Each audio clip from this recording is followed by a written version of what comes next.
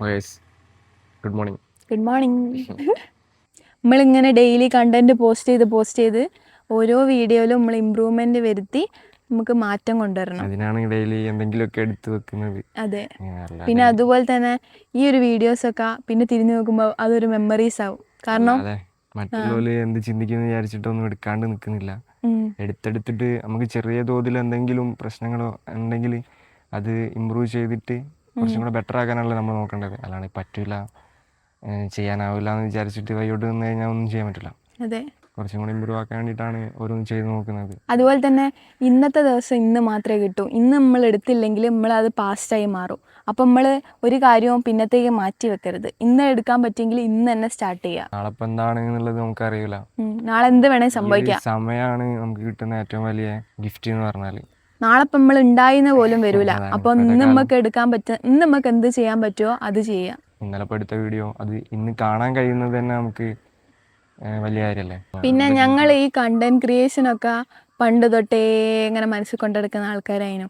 അപ്പോൾ നാളെ ചെയ്യാം പിന്നെ എപ്പോഴേലും ചെയ്യാം, ഫ്യൂച്ചറിൽ ചെയ്യാമെന്നൊക്കെ പറഞ്ഞ് നടന്ന് അങ്ങനെ ഒരു ദിവസം ഞാൻ ഒറ്റ മൈൻഡിൽ റീലായിട്ട് എടുത്തിട്ട് അങ്ങനെ അത് കയറി.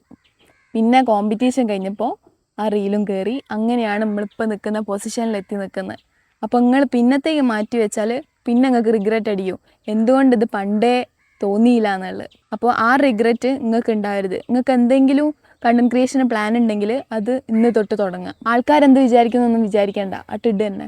ആൾക്കാരൊന്നും ഇതിനെ പറ്റി വിചാരിച്ചുകൊണ്ടിരിക്കാൻ പോകുന്നു. നെഗറ്റീവ് കമന്റ്സ് ഇടുന്നവരൊക്കെ ഒന്നുപോലും ട്രൈ ചെയ്യാത്തവരായിരിക്കും. പക്ഷേ ഈ കണ്ടന്റ് ക്രിയേഷനിൽ ഏറ്റവും ഹൈ ആയിട്ട് നിൽക്കുന്നവരൊന്നും നമ്മൾ ഒരിക്കലും വന്ന് ജഡ്ജ് ചെയ്യൂല.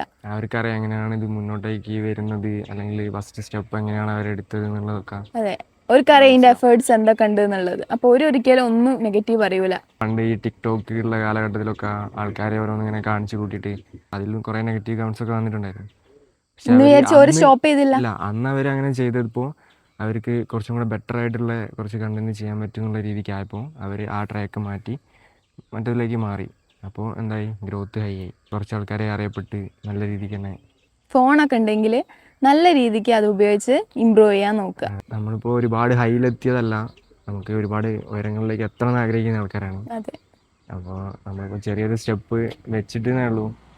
ഇങ്ങനെ കുറച്ചും കൂടെ മുന്നോട്ടേക്ക് പോകുന്ന സമയത്ത് എന്തായിത്തീരുന്ന അറിയില്ല, എന്നാലും ഇങ്ങനെ മുന്നോട്ടേക്ക് പോകണം തന്നെയാണ്. പക്ഷേ ഇത് നമ്മൾ വ്യൂസിന് വേണ്ടി എടുക്കുന്നതല്ലല്ലോ, ഇത് നമ്മളെ ഇമ്പ്രൂവ്മെന്റിന് വേണ്ടിയിട്ട് എടുക്കുന്നതാണ്. അതുകൊണ്ട് പറയുമ്പോഴാണ് നമുക്ക് മനസ്സിലാവുക ഓരോ തെറ്റുകൾ. അതെ, അപ്പം നമ്മളത് അടുത്ത വീഡിയോയിൽ ഇമ്പ്രൂവ് ചെയ്ത് വരും. എങ്ങനെയാണോ അതേപോലെ തന്നെയാണ് ഞാൻ സംസാരിക്കുന്നത്. അപ്പം ശരിയാക്കി എടുക്കാം. അപ്പോൾ ഇന്ന് ഞങ്ങൾ രാവിലെ നേരത്തെ എണീച്ച് നടന്നു വന്ന് നിൽക്കുകയാണ്. നമ്മൾ കഴിഞ്ഞ വീഡിയോയിൽ പറഞ്ഞ പോലെ തന്നെ ഒരു ദിവസം ജിമ്മിൽ പോവുക, ഒരു ദിവസം വാക്ക് ചെയ്യുക, ആ രീതിക്കാണ് ഇപ്പോൾ നടന്നുകൊണ്ടിരിക്കുന്നത്. അപ്പം ഒരു മാസം കഴിഞ്ഞ് കഴിഞ്ഞാൽ അതാണ് നമുക്ക് ചേഞ്ച് മനസ്സിലാവുക. ഇങ്ങനെ കണ്ടിന്യൂസ് ആയിട്ട് നമ്മൾ കൺസിസ്റ്റൻ്റ് ആയിട്ട് ചെയ്ത് കഴിഞ്ഞാൽ മനസ്സിലാവും. അപ്പോൾ നല്ലൊരു ദിവസം ആവട്ടെ എല്ലാവർക്കും.